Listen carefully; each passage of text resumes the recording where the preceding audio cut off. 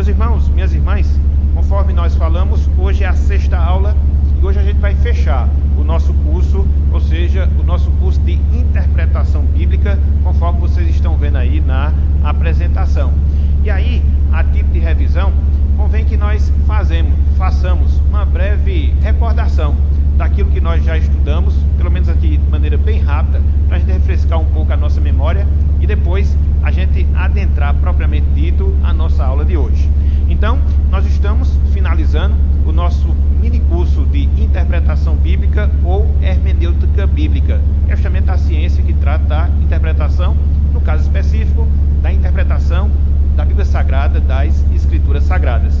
E aí, nós estamos considerando como regra geral, como regra básica, que a Bíblia, ela interpreta a própria Bíblia.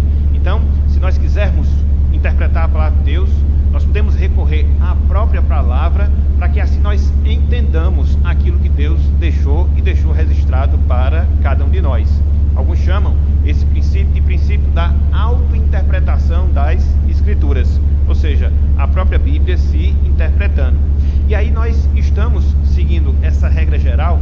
Contudo, conforme nós tivemos nas nossas últimas aulas, nós estivemos a considerar algumas regras mais específicas através das quais a gente obedece essa regra geral, ou seja, Bíblia interpretando a própria Bíblia.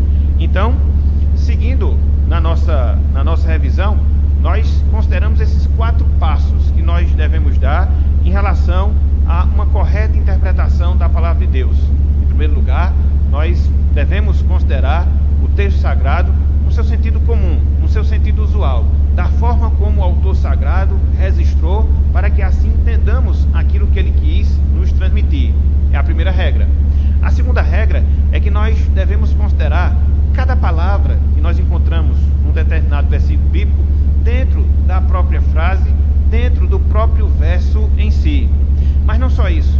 Em terceiro lugar, nós observamos que uma terceira regra é que nós devemos considerar as palavras que nós encontramos na Bíblia dentro do seu contexto, ou seja, dentro daquilo que vem antes, dentro daquilo que vem depois da passagem que nós estamos considerando.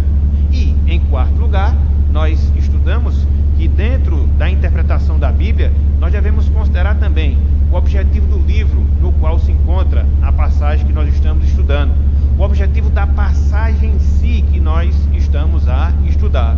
Então, com essas 4 regras em nossa mente, com essas 4 regras no nosso coração, a gente vai ter a própria Bíblia interpretando a si mesma. E aí a gente vai entender aquilo que Deus deixou e deixou registrado para cada um de nós. Então, foi o que nós vimos até agora dentro do nosso curso, foi o que nós vimos até agora dentro das nossas aulas.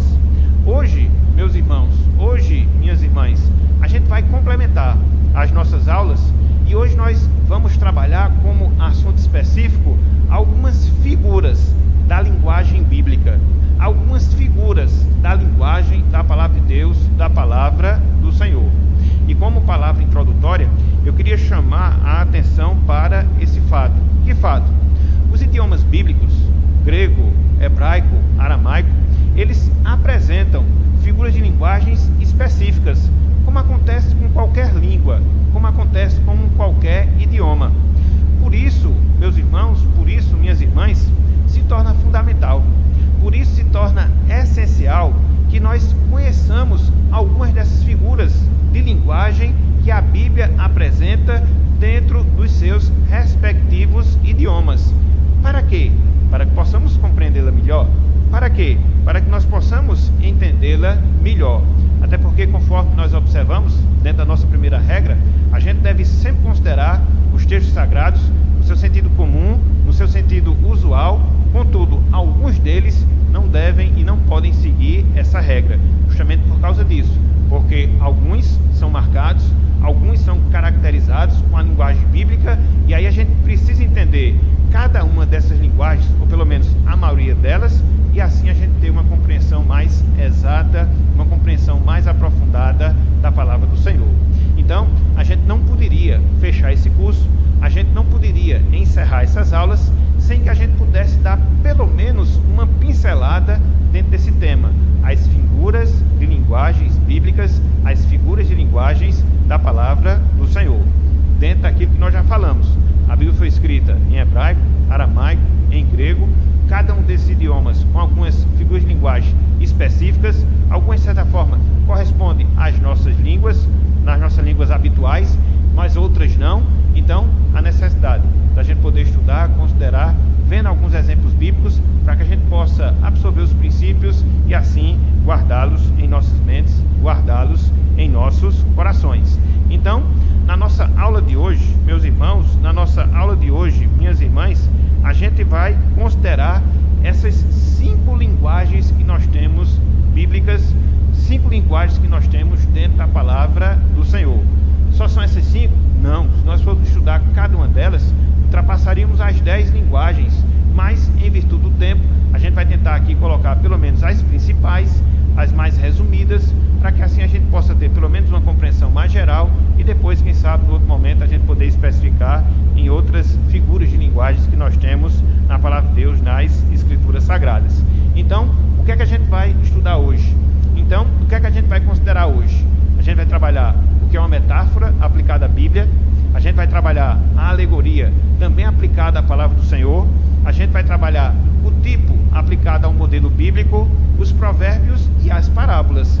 E aí, a partir disso, considerando alguns exemplos, podemos assim identificar essas linguagens, podemos assim interpretar melhor essas linguagens e assim termos uma compreensão melhor da palavra de Deus, da palavra do Senhor.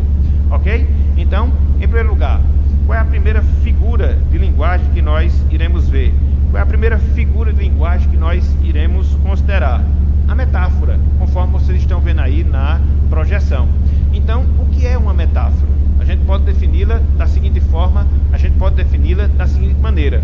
A metáfora, ela se baseia em alguma semelhança entre dois objetos ou fatos que em um deles se caracteriza com o que é próprio do outro. Repetindo, a metáfora, ela se baseia em alguma semelhança entre dois objetos ou fatos em que um deles se caracteriza com o que é próprio do outro. Às vezes você escuta uma palavra como essa, metáfora, às vezes você vê uma definição como essa e aí fica até assustado, porque de certa forma não são coisas que a gente lida continuamente. Mas quando você trabalha a aplicação dessa figura dentro da Bíblia, você vai ver que é uma linguagem que costumeiramente nós estamos nos relacionando com ela, nas nossas leituras, nos nossos estudos que nós fazemos na própria Escritura, na própria Palavra de Deus. E aqui eu coloquei pelo menos alguns exemplos de metáforas dentro do sentido bíblico e que a partir desses exemplos a gente consegue compreender a definição que nós colocamos dessa semelhança entre objetos, entre fatos, onde a característica de um equivale à característica do outro em termos espirituais e que nos auxilia a entender determinadas coisas que Deus nos tem revelado, nos tem ensinado. Então, por exemplo, quando Cristo, lá em João, capítulo 15, versículo 1, disse, eu sou a videira verdadeira, ele estava fazendo uso de uma figura de linguagem. Ele estava fazendo uso de uma metáfora no sentido bíblico. Por quê? A gente não pode interpretar literalmente essa passagem. Quando Cristo disse, eu sou a videira verdadeira, ele não estava dizendo que era um pé de uva, não, jamais. Mas o que é que a gente observa? Algumas características, não só no pé de uva, mas em qualquer planta que de certa forma lança luz acerca de suas características para que nós possamos entender aquilo que acontece no sentido espiritual. Então, o que é que a gente observa, por exemplo, no mundo da botânica? O que é que nós observamos nas árvores, por exemplo? Existe o seu caule, onde a partir dele se destina a seiva que vai para os seus galhos. A partir daí existe o quê? A frutificação daquela planta, a frutificação daquela árvore. Então, quando Cristo disse que ele era a videira verdadeira, ele estava dizendo que ele era a seiva espiritual. Ele era a vida espiritual, que transfere vida para seus galhos, que somos nós, os seus discípulos, e a partir dessa transferência de vida que nós temos em Cristo, o que é que acontece conosco? Nós frutificamos o fruto do Espírito, o fruto da nossa salvação em nossas vidas. Então, a metáfora, ela é por demais utilizada na palavra do Senhor. Ela se vale justamente disso, de determinadas coisas da vida cotidiana, observando algumas características, observando algumas qualidades e fazendo devida comparação na nossa vida espiritual, na nossa vida com Deus. Então, quando Cristo, repito, lá em João capítulo 15, versículo 1, ele disse que ele era a videira verdadeira, ele estava dizendo que a partir dele nós temos a vida espiritual como seus ramos, e a partir dele nós podemos frutificar e frutificar espiritualmente. Somos salvos? Somos, com toda certeza. O Espírito Santo habita em nós? Não resta a menor dúvida. E é justamente por causa dessa habitação do Espírito Santo, representando o próprio Cristo em nós, que hoje, meus irmãos, que hoje, minhas irmãs, a gente frutifica espiritualmente, a semelhança de uma videira que produz uva. Então, quando as uvas são produzidas, aquilo ali não acontece por acaso, mas os ramos, os galhos, recebem a seiva espiritual, a seiva física, melhor dizendo, para a partir daí poder produzir os frutos. Então, assim também acontece na nossa vida, assim também acontece na nossa vida espiritual. É por isso que, sem Cristo, nada nós podemos fazer. Se Ele não agir em nós, se Ele não atuar em nós, se Ele não produzir vida espiritual em nós, a gente não pode frutificar. Foi por isso, repito, que Ele disse: eu sou a videira verdadeira. E ao falar dessa forma, ao falar dessa maneira, Cristo estava fazendo uso de uma figura de linguagem. Cristo estava fazendo uso de uma metáfora, a partir das características da videira, fazendo a devida representação espiritual para mostrar a relação que existe entre nós e Ele, e como é que nós podemos frutificar como seus discípulos, frutos espirituais, frutos da salvação. Então, quando você olha para a palavra de Deus, quando você olha para as Escrituras Sagradas, você vê em vários momentos, você vê por diversas vezes a metáfora ela sendo aplicada. Olhem só, alguns exemplos que nós colocamos aí. Lá no Salmo 84, versículo 11, é dito que o nosso Deus, Ele é sol e escudo. Ou seja, não significa dizer que literalmente Deus seja o astro que nos ilumina. Não significa dizer que literalmente Deus seja uma arma de proteção. Não, mas a partir dessas características que a gente vê no sol, a partir da característica que a gente vê no escudo, a gente vê como Deus se relaciona conosco. Por exemplo, quando nós olhamos a questão do salmista dizer que Deus, Ele é nosso sol, a gente sabe, é a partir do sol que vem o calor, é a partir do sol que vem a luz, é a partir do sol que vem a vida. Então, nesse sentido, Deus, Ele é nosso sol. Por quê? Ele nos ilumina. Por quê? Ele nos dá a vida. Por quê? Porque Ele é o nosso calor espiritual. Isso é uma metáfora no seu sentido mais prático. Isso é uma metáfora no seu sentido mais direto. Quando o salmista diz, no próprio Salmo 84, versículo 11, que Deus é nosso escudo, ele está dizendo o quê? A partir da propriedade do escudo, que é proteger, Deus, Ele é a nossa proteção. Deus, Ele é o nosso protetor. Então, a metáfora, ela faz justamente isso. Ela liga objetos, fatos, em relação às suas características e nos dá lições espirituais aplicadas a Deus ou a qualquer outra coisa no sentido da nossa vida espiritual. Mas não só isso. Cristo, lá em João capítulo 10, versículo 9, ele disse que era a porta. Então, não era que literalmente ele estava dizendo que é uma porta, um objeto, através do qual você tem acesso a um outro ambiente. Não. Mas Cristo, a partir dessa característica que é peculiar da porta, ele estava mostrando que Ele, Cristo, é quem nos dá acesso a Deus, a comunhão com o Pai, a salvação. Então, sem Cristo, a gente não pode ser conduzido a Deus. Sem Cristo, a gente não pode ter comunhão com o Senhor. Ele é a porta que nos leva a essa presença de Deus, a essa comunhão. Então, mais uma metáfora que Cristo estava utilizando, que Cristo estava fazendo para poder ensinar verdades e verdades espirituais. Um pouco mais adiante, lá em João capítulo 14, versículo 6, ele diz: eu sou o caminho. Então, não é que Cristo estava dizendo que Ele era um meio através do qual a gente chega num determinado local. Não, mas a partir da propriedade de um caminho, que é justamente essa, de nos levar de um canto para outro, é através de Cristo que nós vamos na presença de Deus. É através de Cristo que nós desfrutamos da salvação do Senhor. É através de Cristo que nós somos conduzidos a Deus. É por isso que não existe caminhos que nos levam ao Senhor. Só existe um caminho, só existe um recurso, só existe uma pessoa que nos leva verdadeiramente a Deus. E quem é essa pessoa? É Jesus Cristo. Então, nós poderíamos aqui passar mais e mais tempos, mais e mais minutos considerando outros exemplos de metáforas bíblicas. Mas pelo menos já são suficientes para a gente poder entender, meus irmãos, para a gente poder compreender, minhas irmãs, essa figura de linguagem específica, a metáfora, quando aplicada à Bíblia, quando aplicada à palavra do Senhor. Ou seja, pegar a comparação de objetos, de fatos, com as suas características e trazer para a realidade espiritual, para que a gente possa compreender melhor como é que a gente se relaciona com Deus, como é que a gente vive a nossa vida com o Senhor. Então, isso é que é a metáfora no seu sentido bíblico, no seu sentido escriturístico. Mas não só isso, nós temos aí uma segunda figura de linguagem, conforme nós colocamos, que também é por demais importante podermos entender e considerá-la, sobretudo exemplificá-la na palavra do Senhor. Para quê? Para que a gente possa entender alguns textos onde se faz necessário a compreensão justamente disso. Qual é a segunda figura de linguagem que nós estamos a considerar? A alegoria, conforme vocês estão vendo aí na apresentação. E o que é uma alegoria, meus irmãos? O que é uma alegoria, minhas irmãs? Colocamos aí uma definição bem básica para a gente poder entender. Uma alegoria é uma figura de linguagem que consta, em geral, de várias metáforas unidas, representando cada uma delas realidades correspondentes. Então, se a gente pudesse traçar uma diferença, se a gente pudesse traçar uma distinção entre uma metáfora e uma alegoria, a distinção mais básica seria justamente essa. Uma alegoria, você tem várias metáforas juntas, você tem várias representações juntas, a partir das quais você tem uma compreensão de uma determinada realidade, de uma determinada verdade espiritual que nós precisamos compreender, que nós precisamos entender. E aqui eu coloquei um exemplo bem claro para que a gente pudesse ter esse entendimento, para que a gente pudesse ter essa compreensão.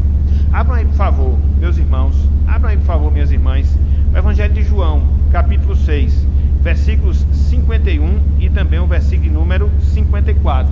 Só para a gente ver de maneira prática, só para a gente ver através de um exemplo, como é que a gente entende a alegoria aplicada à Bíblia, aplicada à palavra do Senhor.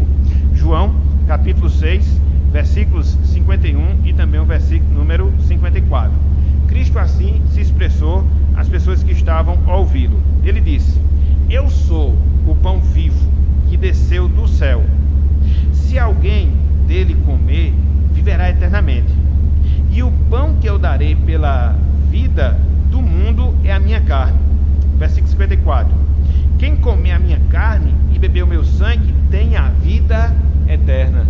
Você olha uma passagem como essa e às vezes você se assusta, porque se você tiver essa passagem no seu sentido literal, você talvez chegue à falsa compreensão que Cristo aqui está pregando canibalismo. Você comer a sua carne e você beber o seu sangue. Não, não é isso. Aqui você tem várias metáforas que apontam para uma alegoria. Cristo, ele é o pão do céu, ele é a nossa alimentação espiritual, a partir da qual a gente se sustenta, a gente se mantém na nossa vida cristã. Cristo, nós devemos nos apropriar dele, assim como nós nos apropriamos do pão, assim como nós nos apropriamos daquilo que o pão nos transmite de propriedade física. A gente também precisa no sentido espiritual, para que a gente possa se sustentar, se manter espiritualmente. Então, é isso que Cristo, ele quer dizer, que a gente deve se apropriar dele, comer a sua carne, que a gente deve se apropriar dele, beber o seu sangue. Isso acontece quando? Quando nós participamos da Santa Ceia do Senhor. E uma vez que a gente se alimenta de Cristo pela fé, uma vez que a gente se apropria de Cristo pela fé, a gente adquire a força espiritual necessária para poder seguir adiante na nossa vida cristã.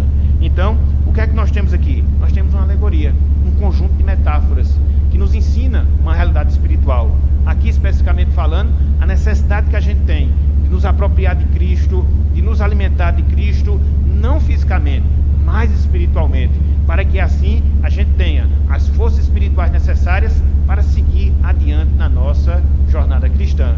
Então, é preciso nós entendermos algumas passagens bíblicas dentro das figuras que elas nos apresentam. Aqui, de maneira específica, é preciso nós entendermos a linguagem bíblica dentro dessas alegorias que ela nos dá, essas metáforas juntas, unidas, apontando para uma realidade espiritual, para um ensinamento espiritual.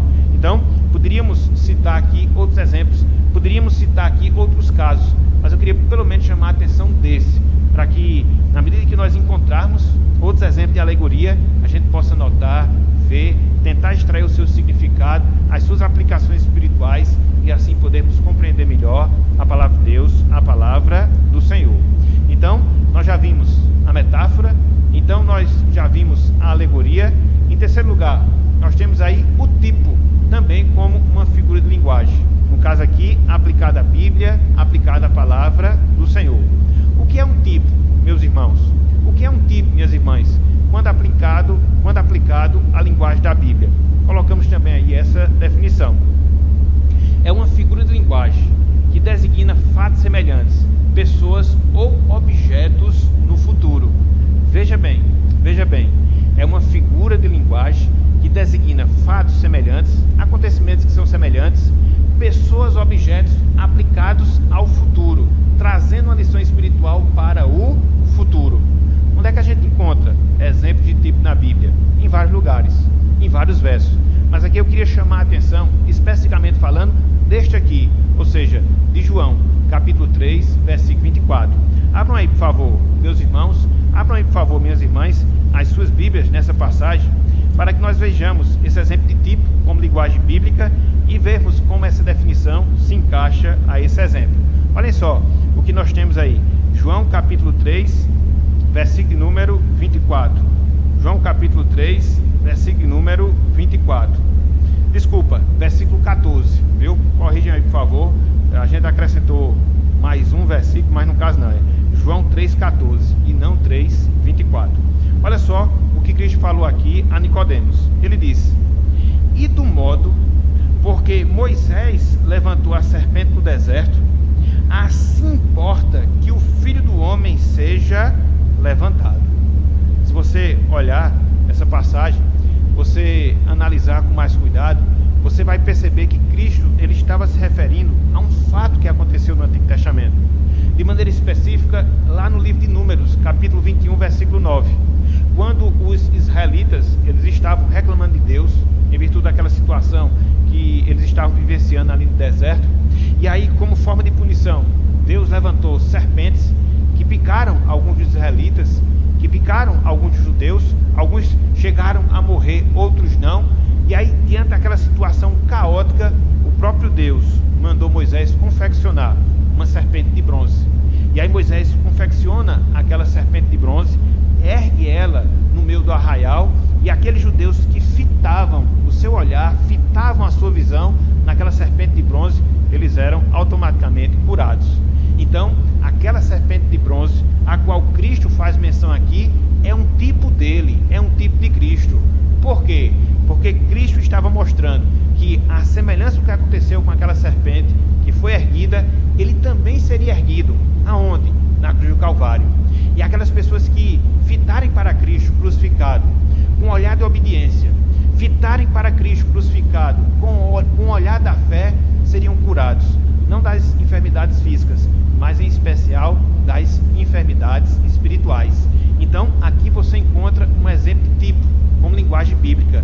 Aqui você vê uma história, aqui você vê um relato que se passa no Antigo Testamento e que aponta para Jesus Cristo, aponta para a sua crucificação.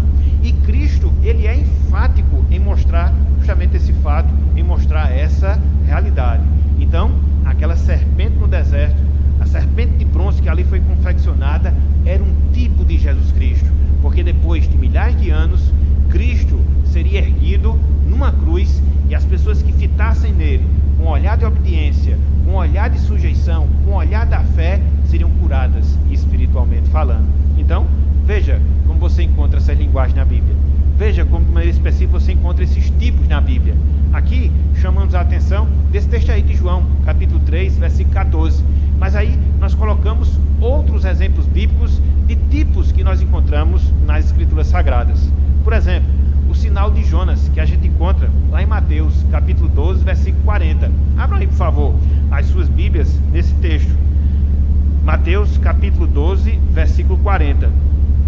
Às vezes a gente lê passagens como essas e não nota que é uma linguagem, uma figura de linguagem aplicada à Bíblia, aplicada à palavra do Senhor. Às vezes passa desapercebido essas coisas, e é bom você poder aprender, para que assim você possa, ao se deparar com essas passagens, ter uma compreensão mais clara, ter uma compreensão mais aprofundada.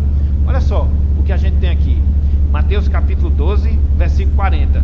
O próprio Cristo dizendo, o próprio Cristo falando, ele assim falou, olha só: porque assim como esteve Jonas 3 dias e 3 noites no ventre do grande peixe, assim o Filho do Homem estará 3 dias e 3 noites no coração da terra.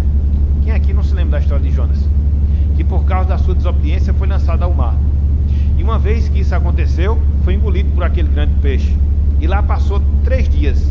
Então, aquele fato, aquele episódio era um tipo de Jesus. Por quê?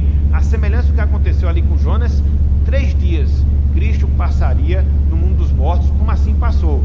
A sexta-feira, em que ele foi crucificado, o sábado, parte do domingo, e aí surgiu dentre os mortos, ou seja, ressuscitou. Então, a história que nós observamos de Jonas, ela tem uma aplicação em Jesus Cristo. Ela é um tipo daquilo que iria acontecer com Jesus Cristo. É uma figura, melhor dizendo, de linguagem bíblica, que nos ajuda a entender essa realidade. Ou seja, 3 dias Jonas esteve no ventre do peixe.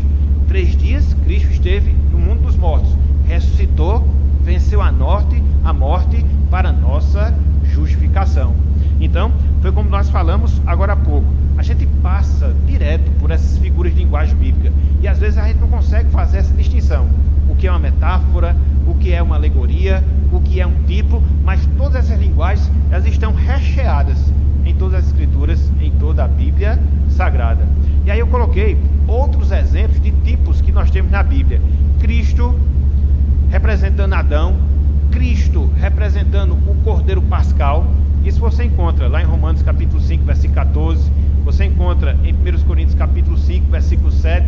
Da mesma forma que Adão ele foi o primogênito da criação, Cristo também é. Da mesma forma que através de Adão veio o pecado, através de Cristo veio a salvação. Então, nesse sentido, Adão ele é um tipo de Cristo. Quando Paulo, por exemplo, fala em 1 Coríntios capítulo 5, versículo 7, fazendo menção do Cordeiro Pascal e mostrando que o Cordeiro Pascal é Cristo, ele estava mostrando justamente isso.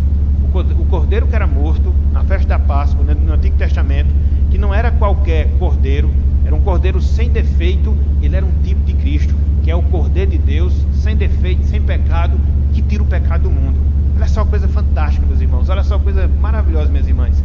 Podemos enxergar a Bíblia através dessas figuras, podemos nos deleitar nelas e podemos aprender cada vez mais aquilo que Deus ele tem a nos ensinar. Então você vê a metáfora sendo aplicada na palavra, você vê as alegorias sendo aplicadas na palavra, você vê os tipos também sendo aplicados na palavra do Senhor. Mas não só isso, não só isso.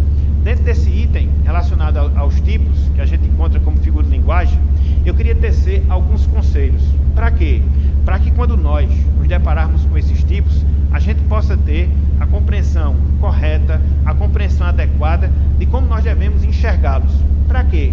Para que a gente não extrapole na interpretação e aí a gente possa exagerar na nossa compreensão, nos desvirtuando daquilo que o tipo verdadeiramente quer nos ensinar, quer nos mostrar, segundo a palavra do Senhor.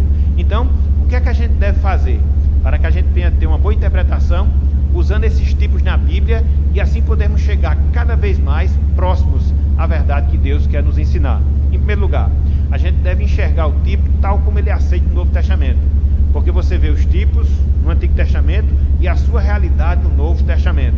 Então, quando o Cristo disse que a semelhança da serpente que foi levantada, ele seria levantado também no Calvário, aquilo que a gente vê lá no Antigo Testamento aponta para esse fato específico de Cristo, e somente ele. Não adianta a gente querer inventar mais, não adianta a gente querer colocar outras interpretações, é essa mesmo. A semelhança da cobra, da serpente que foi levantada, Cristo seria levantado no Calvário, somente isso. Não adianta ir além, não adianta inventar coisas que não estão na palavra do Senhor. Segundo conselho, considerar o tipo sempre inferior ao que ele representa. Então, por exemplo, quando Cristo ele faz essa ligação entre a serpente no deserto e a sua crucificação, quem é superior? Cristo. Quem é superior? A crucificação de Cristo. Então, o tipo que nós encontramos no Antigo Testamento nunca vai ser maior. nunca vai ser superior àquilo que ele representa. Então, se aconteceu aquele fato relacionado aos israelitas, a sua desobediência, a sua humilhação, e Deus ter providenciado o remédio através da confecção daquela serpente de bronze, então aquela serpente ela nunca vai suplantar, em termos de importância, a crucificação do Senhor. E aí você vai tendo uma compreensão adequada acerca desses tipos. E por fim, em terceiro lugar, usar os tipos apenas como ilustração para as doutrinas cristãs. Então, não adianta a gente querer inventar doutrina em relação a isso aqui. Todos esses recursos, todas essas figuras de linguagem, pelo menos a maioria delas, servem para ilustrar as verdades que a gente já encontra na Bíblia, as doutrinas que nós já encontramos reveladas nas Escrituras Sagradas. A gente não pode perverter esse princípio. Então, esses tipos, de maneira específica, servem para quê? Para exemplificar verdades espirituais, para que a gente possa compreender melhor o plano de salvação, para que a gente possa entender melhor a relação que Deus nutre conosco. Então, nesse sentido, Deus ele é pedagógico. Ele procura cada vez mais facilitar a sua revelação para que nós possamos compreendê-la dentro dessa facilitação e assim nos edificarmos espiritualmente falando. Então, esses 3 conselhos nós damos aqui para que a gente possa ter esse cuidado e quando a gente se deparar com esses tipos na Bíblia, poder seguir aqui essas regras, poder seguir aqui esses princípios, ok? Em quarto lugar, meus irmãos, minhas irmãs, a gente tem qual figura de linguagem na Bíblia? Os provérbios ou o provérbio. E aqui é mais fácil, né? Porque de certa forma já é algo que a gente lida com certa frequência.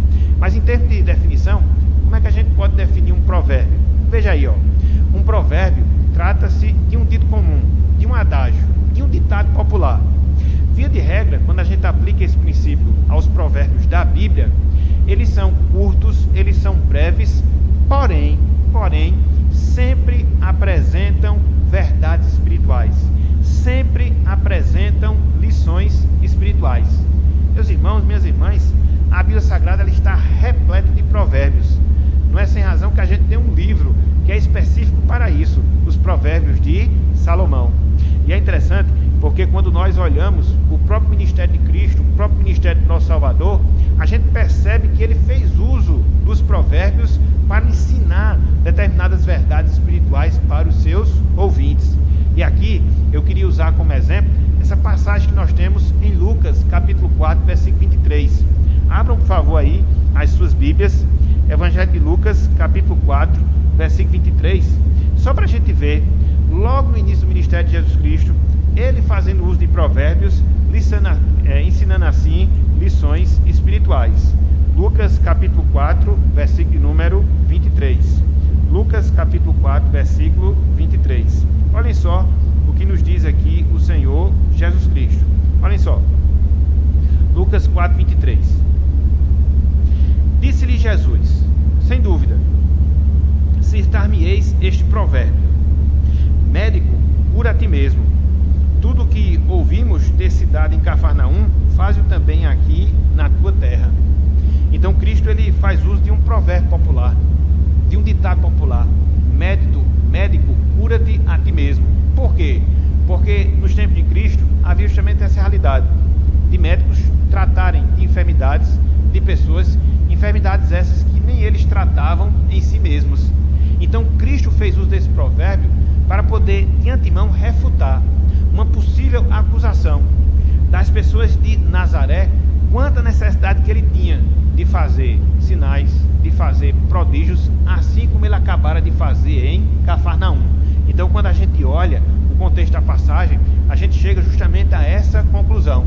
Cristo havia realizado prodígios e sinais em Cafarnaum, estava iniciando o seu ministério, provando ser ele o Messias, se dirige à sua cidade, a cidade em que ele cresceu, a cidade de Nazaré, vai até a sinagoga, e aí as pessoas de certa forma o recepcionam com certa incredulidade, e aí ele usa esse provérbio para mostrar isso, essa possível acusação que os judeus, no caso os de Nazaré, iriam fazer a ele, quanto à necessidade que ele tinha, que da mesma forma que ele curou, da mesma forma que ele usou seus poderes miraculosos em Cafarnaum, também usasse em Nazaré, para comprovar que ele era o Messias, para comprovar que ele era o Filho de Deus. Então, a gente vê claramente Cristo usando um provérbio popular, um ditado popular da sua época, para poder refutar uma possível acusação que os judeus iriam fazer em relação a ele. Quando você olha o restante da passagem, você chega justamente a essa conclusão. Cristo aqui ele se antecipa para que assim mostrasse logo no início que era o enviado de Deus, enviado do Senhor, ou seja, o Messias. Mas não só isso, dentro dessa questão dos provérbios, eu queria aqui também colocar algumas observações, alguns cuidados que eu, você, todos nós devemos ter quando a gente se depara com um provérbio na Bíblia, quando a gente se depara com um provérbio na palavra do Senhor. Qual o primeiro cuidado que a gente deve ter? Qual a primeira atenção que a gente deve ter quando a gente se depara com um provérbio na palavra do Senhor? Em primeiro lugar, irmãos e irmãs, nós devemos entender os provérbios na Bíblia dentro do seu contexto histórico. Por quê? Porque conforme nós estamos falando, os provérbios, eles são ditados populares. E quando a gente enxerga determinados provérbios na Bíblia, eles dizem respeito ao contexto mundo oriental, das pessoas daquela época, das pessoas daquele tempo. Então muitas vezes a gente não consegue entender esse contexto e às vezes a gente não entende aquilo que o provérbio quer nos ensinar. Então a gente precisa ter esse cuidado, a gente precisa ter essa atenção. Ao nos depararmos com esses provérbios, temos um conhecimento pelo menos básico do contexto, ou pelo menos quando nós nos depararmos com ele, ter dúvidas em relação a isso aí, procurar pesquisar. Por quê? Diferentemente do que acontece hoje, alguns provérbios eles são específicos para o mundo antigo, para aquela época, muitas vezes a gente não entende o seu significado. Então é o cuidado que a gente deve ter. E por isso, em segundo lugar, o que é que a gente deve fazer? A gente deve estudar o contexto da passagem onde se apresenta aquele provérbio, que lança algum tipo de dúvida, que lança algum tipo de dificuldade para a gente entender, para que a partir do contexto a gente possa ter o esclarecimento daquele provérbio. Qual é a lição que ele quer transmitir? Qual é a verdade que ele quer nos ensinar? E se for o caso a gente perdurar a nossa dúvida, consultar comentários bíblicos nos auxilia muito na interpretação de determinados provérbios na Bíblia. Alguns provérbios são mais fáceis, outros são mais difíceis, alguns estão relacionados ao mundo antigo, outros podem até encontrar uma certa atualidade na nossa vida. Então, se isso acontecer, dessa dificuldade, o que é que a gente deve fazer? Recorra a comentários, veja aquilo que o provérbio quer ensinar, veja a lição que ele quer passar, e assim possamos ter uma compreensão melhor da verdade do Senhor. Ok? Então, nós já vimos a metáfora, nós já vimos a alegoria, nós já vimos os tipos, acabamos de ver os provérbios. Qual é a quinta figura de linguagem que eu queria trabalhar com vocês nessa noite de hoje para a gente fechar o nosso curso? Nós temos aí, ó, a parábola ou as parábolas. É uma figura de linguagem também. É uma figura de linguagem que nós encontramos na Bíblia. E o que é uma parábola? Olha só a definição que nós trouxemos aí para vocês. É um tipo de alegoria, a gente já viu isso nos pontos anteriores, apresentada em forma de narração, ou seja, como se fosse uma história, relatando fatos naturais, relatando acontecimentos. Veja o detalhe, com o objetivo de ilustrar verdades espirituais importantes. Então, são histórias não reais, alegóricas, a partir das quais a gente consegue ter algumas verdades espirituais sendo ilustradas, sendo exemplificadas para cada um de nós. E aí, meus irmãos, e aí, minhas irmãs, quando a gente olha para a Bíblia, a gente vê inúmeras parábolas, inúmeras parábolas. Na verdade, quando você analisa o próprio método de ensino de Jesus Cristo, você chega justamente a essa conclusão, ou seja, que Cristo ele usou muitas parábolas para transmitir os seus ensinamentos, para transmitir as suas verdades. Quem aqui não se lembra, quem aqui não tem de cós salteado a parábola do semeador, que nós temos em Mateus capítulo 13, versículos 3 até o versículo 8, quando o semeador saiu a semear, e aí ele semeou a boa semente em 4 solos diferentes, onde apenas em um dos solos aquela semente frutificou e deu fruto a 30, a 60, a 100 por um. Então, o que acontece? Pelo menos nessa parábola, cada elemento dela você tem um significado. A semente é a palavra de Deus, o semeador somos nós que pregamos a palavra, os terrenos são os corações, as mentes humanas para as quais nós anunciamos o Evangelho. Então, de 4 tipos de corações, de 4 tipos de solos, apenas um, a palavra de fato frutifica, a palavra de fato gera e gera salvação. Então, a partir dessa parábola, Cristo quis nos ensinar justamente isso. O trabalho que a gente tem de semear a boa semente. O trabalho que a gente tem de pregar o Evangelho. Dentro dessa proporção, a maioria não vai aceitar, a minoria vai abraçar, a maioria vai aceitar, a maioria vai rejeitar. Uma parte, no primeiro momento, logo quando escuta, outro depois de alguns instantes, mas mais cedo ou mais tarde, esfriam em relação à palavra. Mas quando a semente ela é semeada num solo bom, num solo fértil, ou seja, naqueles corações que Deus preparou para a salvação, ela vai frutificar a 30, a 60, a 100 por um. Então, é a interpretação que a gente deve ter dentro dessas parábolas, as mais variadas que nós encontramos na Bíblia. Para quê? Para que a gente possa entendê-las com mais exatidão. Ok? Dentro desse item, relacionados às parábolas, eu queria chamar a atenção para outros cuidados que a gente deve ter. Inclusive, até tinha falado isso na aula domingo da escola dominical aqui na nossa igreja. Alguns cuidados que nós devemos ter na interpretação que nós devemos dar acerca de algumas parábolas. Por quê? Porque quando você não tem esse cuidado, quando você não dá essa atenção, você acaba interpretando incorretamente as parábolas que muitas vezes você tem diante de si e que nos são reveladas pela palavra de Deus, pela palavra do Senhor. Então, o que é que a gente deve fazer na interpretação de uma parábola? Em primeiro lugar, a gente deve, irmãos e irmãs, buscar compreender o objetivo principal da parábola. Qual é a verdade central? Qual é o ensinamento central que aquela parábola quer nos ensinar? Por que eu digo isso? Porque muitas vezes, algumas pessoas, dentro do estudo que elas fazem quanto às parábolas, querem encontrar significado para todos os detalhes das parábolas. Pode até ser que você encontre, mas via de regra você não vai encontrar. Então não adianta não adianta enfeitar, não adianta florear. Não. Qual é a verdade central? O que é que aquela parábola quer nos ensinar como verdade central? Então se apegue a isso. Em segundo lugar, atentar para os ensinamentos centrais das parábolas. Quais são os assuntos? Quais são os temas fundamentais, centrais? Procure perceber isso na parábola. E, em terceiro lugar, considerar que as parábolas, elas ilustram e não determinam as doutrinas bíblicas. As parábolas, elas ilustram e não determinam as doutrinas bíblicas. Eu queria aqui trazer um exemplo para vocês desse cuidado que a gente deve ter em relação às parábolas. Abram aí, por favor, Lucas capítulo 18. Você vai encontrar aqui nesse capítulo 18 de Lucas várias parábolas mesmo. E aqui você tem alguns detalhes dessas parábolas.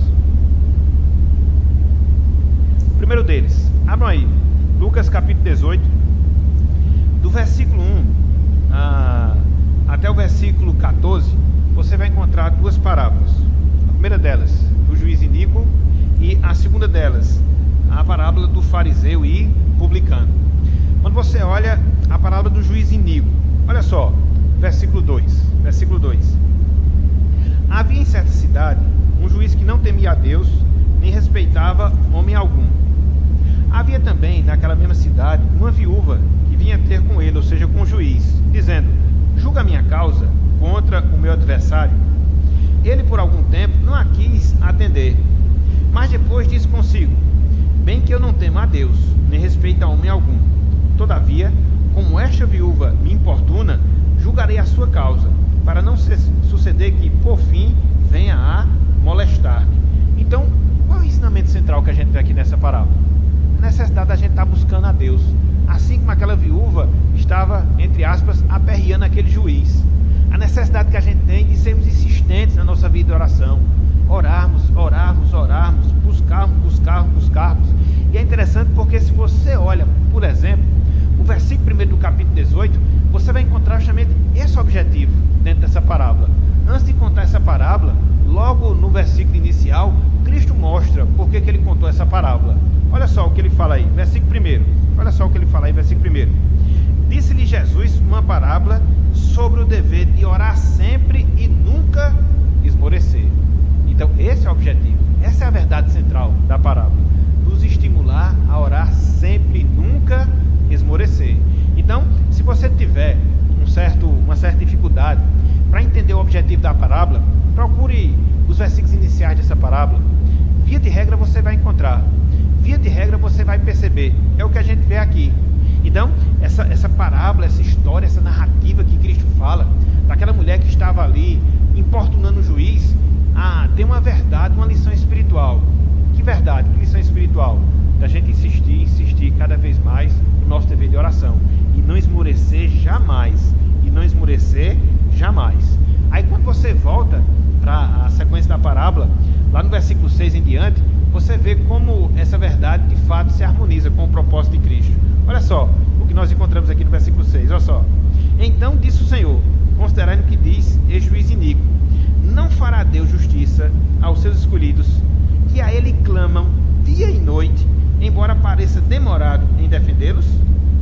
Digo-vos que depressa lhes fará justiça. Contudo, quando vier o Filho do Homem, achará porventura fé na terra? Então, o que Cristo quis mostrar? Que Deus faz sempre justiça aos seus. O que Cristo quis mostrar? Que Deus sempre responde às nossas orações. Seja dizendo sim, seja dizendo não, seja dizendo espere. Mas o que é que Ele requer de nós? O que é que Ele exige de nós? Que nós insistamos com Ele, como aquela mulher insistiu com o juiz iníquo. Está vendo aí, meus irmãos? Está vendo aí, minhas irmãs? Como a gente interpreta as parábolas de maneira fiel, de maneira verdadeira. Não é às vezes procurando detalhes na parábola, procurando a sua verdade inicial, que você vai encontrar ou no início ou no final da parábola, e mostrar por que aquela parábola está ali. Qual é a lição? Qual é a verdade que ela quer nos mostrar? Para poder solidificar ainda mais esse exemplo, na sequência você vai ter uma outra parábola que Cristo conta. Lucas capítulo 18, versículos 10 até o versículo 13. Até o versículo 13. Olha só a parábola aqui. Acompanhe conosco, por favor. 2 homens subiram ao templo com o propósito de orar, um fariseu e um publicano. O fariseu, posto em pé, orava de si para si mesmo desta forma: ó Deus, graças te dou, porque não sou como os demais homens, roubadores, injustos e adúlteros, nem ainda como este publicano. Jejuo 2 vezes por semana e dou o dízimo de tudo quanto ganho. O publicano, estando em pé, longe, não ousava nem ainda levantar os olhos ao céu, mas batia no peito dizendo: ó Deus, sê propício a mim, pecador. Então, o que é que você vê aqui? Uma parábola de 2 homens com sentimentos distintos, com atitudes distintas e com respostas distintas às suas respectivas orações. Aquele homem que era orgulhoso, todo cheio de si, religioso, não teve a sua oração respondida, enquanto que aquele humilde que reconheceu o seu pecado, sim, Deus ouviu, sim, Deus o atendeu. E aqui, o que é que você tem de lição principal? A advertência que Cristo faz para que nós não sejamos orgulhosos em termos espirituais, pensando que somos melhores ou mais do que as outras pessoas. E aí você pode perguntar: mas você encontra esse propósito na Bíblia? Você encontra esse ensinamento central? Sim. Veja, versículo 9, antes de contar a parábola, olha só o que Cristo falou acerca do objetivo dele ter falado essa parábola. Ele disse, propôs também esta parábola a alguns, veja, que confiavam em si mesmos, por se considerarem justos, e desprezavam os outros. Aí ele vai e chega com a parábola. Está vendo aí? Quando você vai para a parte inicial da parábola, você consegue ter um vislumbre do significado dela, da sua verdade central, das lições que a gente pode aprender. E se você chegar no final, também você vai ter essa compreensão. No caso em questão aqui, versículo 14, olha só o que diz aqui o texto sagrado: digo-vos que este, no caso publicano, desceu justificado para a sua casa, e não aquele, porque todo o que se exalta será humilhado, mas o que se humilha será exaltado. Então, qual foi o objetivo da parábola do publicano e do fariseu? Qual foi?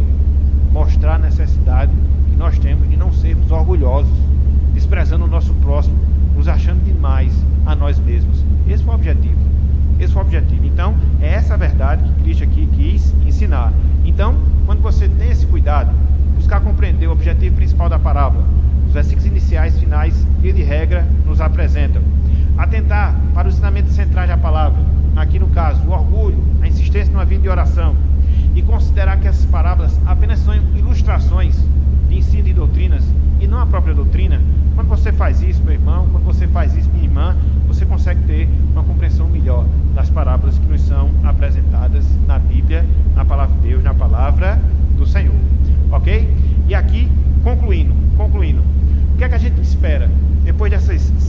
aulas que nós damos aqui, ou que nós fizemos aqui com vocês. O que é que a gente espera? Que elas possam ter sido úteis, meus irmãos, minhas irmãs, para a nossa orientação, para a nossa compreensão. A gente acabou de ver pelo menos 5 linguagens que a gente encontra na Bíblia, na Palavra de Deus. As metáforas, as alegorias, os tipos, as parábolas, os provérbios e aquelas outras regras para interpretar a Palavra de Deus. Nosso desejo é que tudo isso seja de utilidade, uma ferramenta útil nas suas mãos. Para quê? Para quando vocês lerem a Bíblia, estudarem a Palavra, vocês já irem com isso em mente, com isso em seus corações, e assim vocês terem o melhor proveito do estudo, da leitura que vocês hão de fazer da Palavra de Deus, das Escrituras Sagradas. E o que é que fica de desejo para vocês, depois de tudo isso que a gente ministrou? Que vocês apliquem essas regras, que vocês apliquem esses princípios. Podem ser demorados, podem ser difíceis no início, mas depois que você pega a prática, depois que você pega a forma de fazer, isso vai acabar sendo uma coisa natural na sua vida. E à medida que você fizer assim, à medida que você agir dessa maneira, você vai ter o maior aproveitamento no seu estudo da palavra, no seu estudo das Escrituras Sagradas. Portanto, meus irmãos, minhas irmãs, nosso desejo, repito, é que Deus nos abençoe, que Ele aplique esses princípios, essas regras, esses ensinamentos em nossas vidas, e que a gente possa crescer cada vez mais no estudo e na compreensão da Palavra de Deus, das Escrituras Sagradas. Então que Deus nos abençoe e que Ele seja conosco na nossa caminhada, para que assim a gente possa ter a prática dessas verdades e assim podermos crescer na graça e no conhecimento de Cristo Jesus. Que Deus nos abençoe, meus irmãos. Uma boa noite a todos e até a próxima, se Deus assim nos permitir. Amém.